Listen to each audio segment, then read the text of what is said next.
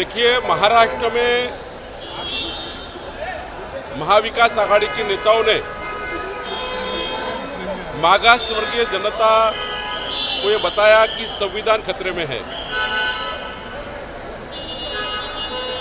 महामानव डॉक्टर बाबा साहब आम्बेडकर जी का संविधान हम बदल डालेंगे, ये जो झूठा प्रचार किया गया, सब तरफ झूठ फैलाया गया। आदिवासी समाज में भी झूठी खबरें, कंफ्यूजन तैयार किया गया कि आदिवासी का हक हम निकाल देंगे, उनके हक पर हम गदा लाएंगे। जहाँ तक मराठा समाज का सवाल है, समाज को भी बताया गया कि हम मराठा आरक्षण के खिलाफ है। जातिवाद की राजनीति, कंफ्यूजन की राजनीति एक तरफ हो गई जो जीत में गई, और विकास की राजनीति जो हमने की, और विकास की राजनीति करने वाले हम सब पर थोड़ा हार का सामना करना पड़ा। लेकिन इस देश को आगे लेके जाने के लिए मोदी जी ने विकसित भारत का संकल्प किया है। वही संकल्प हमारा है।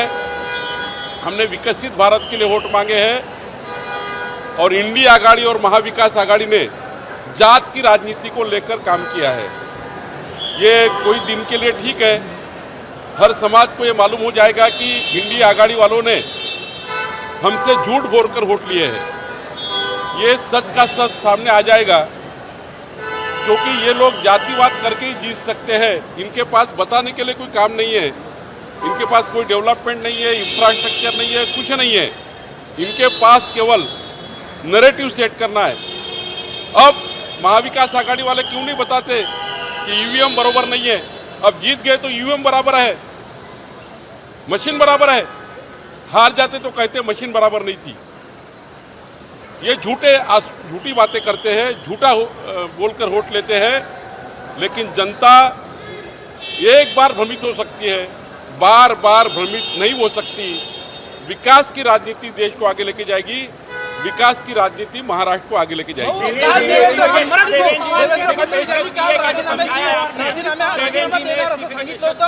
दिल्लीला जाऊन भेट घेणार आहे तुम्ही आणि फडणवीस, काय नेमकं होणार आहे, काय चर्चा झाली तुमची? आणि देवेंद्रजी व्यक्ती काय तोडगा निघाला? कालच मी याचं स्पष्टीकरण केलं आहे।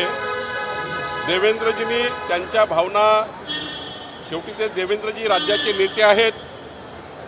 साहजिक वाटतं की जेव्हा या प्रकारचं राजकारण होतं, देवेंद्रजींनी मुख्यमंत्री म्हणून 5 वर्ष आणि आता उपमुख्यमंत्री म्हणून आणि मोदींच्या नेतृत्वातल्या प्रत्येक योजना, मागच्या 10 वर्षात मोदींच्या सरकारने केलेलं विकासाचं काम, गरीब कल्याणाचं, मध्यमवर्गीय कल्याणाचं जे काम केलं, या राज्यामध्ये 6.5 कोटी लोकांना मोफत अन्न भेटतं आहे।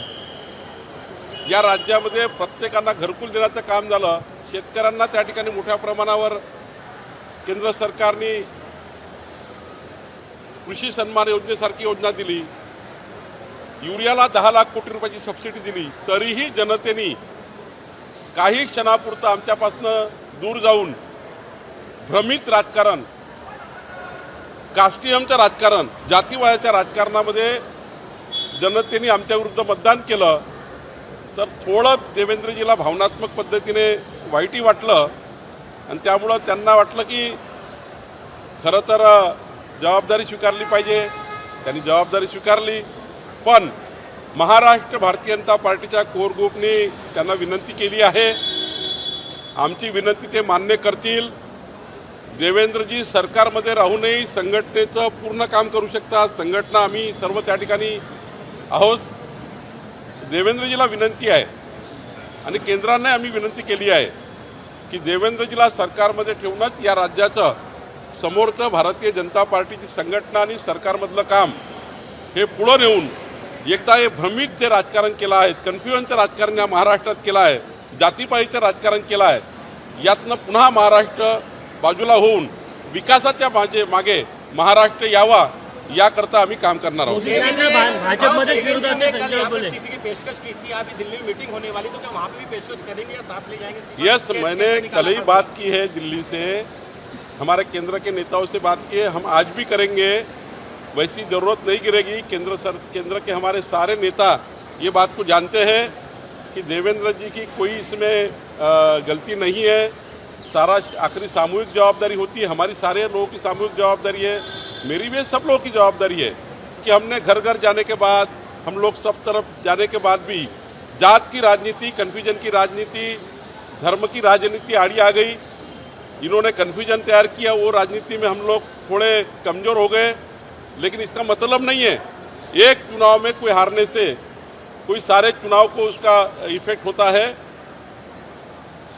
आने वाले चुनाव में जनता दोबारा महाराष्ट्र के विकास का विचार करेगी।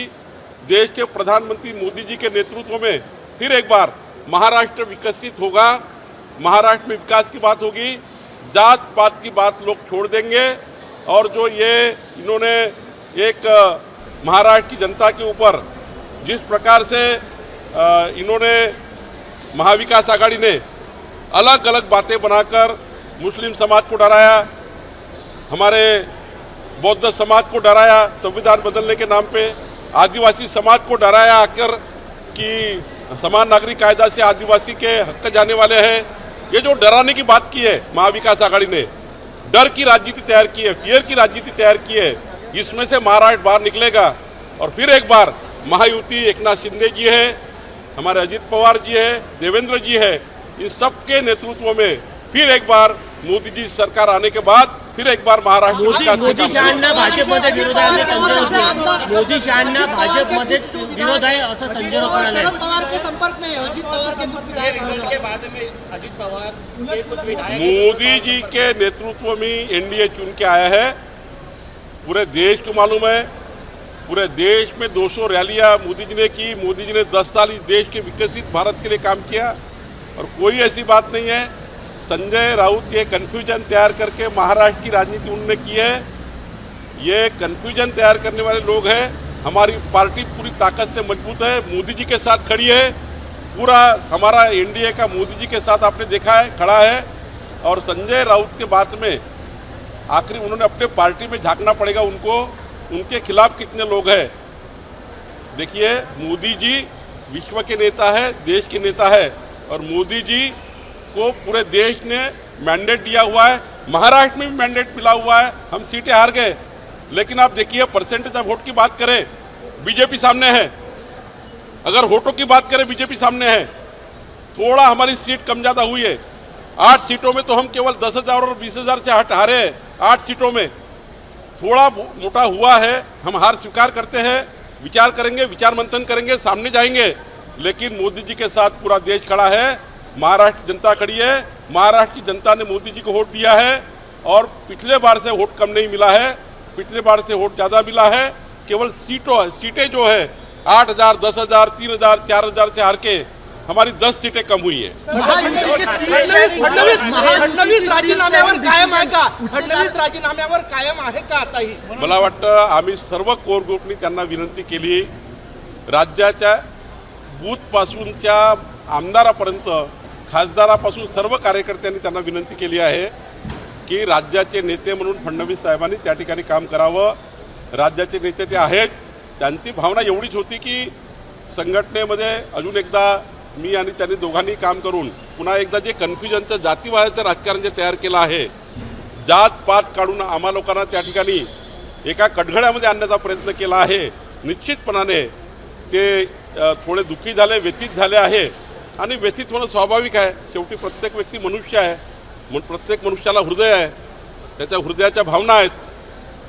शेवटी काही आम्ही दगडाचे माणसं नाही आहोत, हाडा माणसाचे माणसं आहोत आणि त्यामुळं त्यांना ज्या पद्धतीने क्रिटिसाइज करण्यात येतं, त्यांना ज्या पद्धतीने छळण्यात येतं, शेवटी माणसाला एक दिवस वाटतं की या पद्धतीचं छळणे काही योग्य नाही आणि त्यामुळे थोड्या भावना दुखलेल्या आहेत। पण आमच्या भारतीय जनता पार्टीच्या सर्व कार्यकर्त्यांनी त्यांना गळ घातलेली आहे की त्यांनी कुठेही या पद्धतीचे निर्णय करू नये असे आम्ही गळ घातले। राज्यात रावसाहेब दानवे यांना मोठं पद मिळणार आहे। राज्यात रावसाहेब दानवे यांना भाजपकडून मोठं पद मिळणार आहे, काय सांगा? अभी कांग्रेस के साथ है, सिर्फ 9 सीटें मिली, तो बताया जा रहा है कि वो संतुष्ट नहीं है, तो भविष्य में वो एनडीए का हिस्सा हो सकते हैं क्या? मुझे किसी के बारे में कुछ करना नहीं, उनकी जीत उनको लखलाब है, लेकिन उनकी जीत एक कपट कारस्तान से हुई है, कपटी नीति से हुई है, शकुनी नीति से हुई है। ये महाविकास आघाड़ी की जीत शकुनी नीति से हुई है। जैसा महाभारत में शकुनी था ना, वैसा शकुनी नीति ने की है। ये हार परमानेंट हार नहीं है। जनता को जात पात की राजनीति में अड़ा के रखा है। जनता को हमने कभी कन्वेंस करके वोट लिए है। जनता को हमने कन्वेंस करके विकास के नाम से कन्वेंस किया। इन्होंने जात पात के राजनीति से कंफ्यूज किया गया। हम कन्वेंस दोबारा करेंगे महाराष्ट्र को, और फिर एक बार महाराष्ट्र हमारे साथ दिल्लीला जाणार आहे का तुम्ही आणि सर आप दिल्ली जा रहे हैं, क्या भेटी कहोगे? आहे सर आप दिल्ली जा रहे हैं, दिल्ली जाणार मराठी सांगा. उद्या संसदीय बोर्डाची बैठक आहे। त्यामध्ये आम्हाला सर्वांना बोलवलं आहे। आमचे खासदार बोलवले आहे, राज्याचे अध्यक्ष बोलवले आहेत, आमच्या नेत्यांना बोलवलं आहे। त्यामुळं जे काही उद्याची महत्त्वाची बैठक आहे त्या बैठकीनंतर बघू काही वेळ मिळतो का। पण मला वाटतं पहिले ही बैठकीला आम्ही सर्व चाललो आहे। हो, मतांच्या हस्तांतरणाला घेऊन महायुतीमध्ये आरोप प्रत्यारोप होत आहे। मतांचं हस्तांतरण नीट केलं नाही असं बोललं जातं। 100% भारतीय जनता पार्टीच्या कार्यकर्त्यांनी, बूथच्या कार्यकर्त्यांनी, राज्यापर्यंतच्या कार्यकर्त्यांनी वन फिरून महायुतीचे प्रत्येक उमेदवार निवडून आणण्याकरता जीवाचं रान केलं आहे। कारण शेवटी आम्हा सर्वच लोकांसमोर धनुष्यबाणला मत काय द्यायचं तर मोदीजींना मत द्यायचं आहे। एकनाथ शिंदे आमचे मुख्यमंत्री आहेत, अजितदादांना आम्ही मत का द्यायचं तर मोदीजी आमचे प्रधानमंत्री आहे। भाजपाच्या उमेदवाराकरता जेवढं काम झालं भारतीय जनता पार्टीकडनं तेवढंच काम शिवसेनेकरता झालं। आपण रामटेक बघितलं असाल ना, रामटेकमध्ये भारतीय जनता पार्टीचा एक एक कार्यकर्ता भाजपाची सीटसारखं लढत होता। ठीक आहे, आम्ही अपयश झालो, त्या ठिकाणी आम्ही निवडून येऊ शकलो नाही, पण मागच्या वेळेपेक्षा जास्त मतं आम्ही घेतले। या महाराष्ट्रामध्ये जिथे जिथे शिवसेना आहे, जिथे जिथे राष्ट्रवादी आहे, प्रचंड ताकद भाजपाने लावलेली आहे। पुण्याला महायुतीमधल्या आमच्या प्रत्येक नेत्याला विनंती आहे की महायुतीच्या एकामेकाच्या कार्यकर्त्याबद्दल कुठलेही संभ्रम राहू नये। आम्ही अजित पवारांच्या कार्यकर्त्यावर संभ्रम घेऊ नये, एकनाथ शिंदेच्या कार्यकर्त्यावर त्यांनी आमच्यावर संभ्रम करू नये, आम्ही त्यांच्यावर करू नये। शेवटी निवडणुकीच्या राजकारणामध्ये काही स्थानिक मुद्दे असतात, त्यावर काही कन्फ्युजन असतं, पण आता मला वाटतं सर्वांनीच सर्वांचं काम केलं आहे। आणि भाजपानं तर मोदीजीला प्रधानमंत्री करण्याकरता जो उमेदवार आला त्याचं काम केलं आहे। त्यामुळे भारतीय जनता पार्टीची संघटना ही पूर्ण ताकदीने पक्षाचे काम करत होती। कोणीही कार्यकर्ता खाली नव्हता। एक एक कार्यकर्ता मोदींना प्रधानमंत्री करण्याकरता काम करत होता। त्यामुळे कन्फ्युजन दूर करावं। रणनीती बदलणार का आता रणनीती राज्यात रणनीती बदलणार का? सर, शिंदेने विस्तार आहे, मंत्रिमंडळाचा विस्तार। तो अधिकार एकनाथ शिंदे हिचा आहे, त्यावर माझं बोलणं योग्य नाही। आणि रावसाहेब राज्यात डिसीजन के कारण हार कारण हो सकता है, सीट शेयरिंग डिसीजन। देखिए, एक बार चुनाव हो गया है, हमारी सीट हम क्यों हारे, इसका आत्मचिंतन हम करेंगे। एकनाथ जी की जो हारे उनका वो पार्टी आत्मचिंतन करेंगी, अजितदादा का अजितदादा आत्मचिंतन करेंगे। क्योंकि आत्मचिंतन करना हमारा काम है और आगे चल के उसको सुधारना काम है। और ये बात तो पक्की तय है कि कपट नीति से, शकुनी नीति से महाविकास आघाड़ी ने जात की राजनीति करके, धर्म की राजनीति करके जनता को कन्फ्यूज किया है। कभी ईवीएम की बात कही, कभी इलेक्शन कमीशन की बात कही, हर कारण से अलग अलग प्रकार से जनता को कन्फ्यूज किया। एक बात विकास की नहीं कही। महाविकास आघाड़ी के सारे जितने भी उम्मीदवार चुन के आए, एक ने भी विकास की बात नहीं की है। पूरे प्रचार में एक भी विकास की बात नहीं थी। इनके पूरे प्रचार में जात की राजनीति, धर्म की राजनीति और जिस प्रकार से जहर फैला गया है, ये राजनीति थी। एक भी कैंडिडेट बताए महाविकास आघाड़ी का जिनने विकास की बात की, रोड की बात की, रास्ते की बात की। एक भी कैंडिडेट बताइए जिन्होंने रास्ता बनाने के लिए कहा, जिन्होंने गरीब आदमी को गरीब कल्याण देने के लिए कहा। नहीं की बात इन्होंने जात की राजनीति की है और धर्म की राजनीति की है।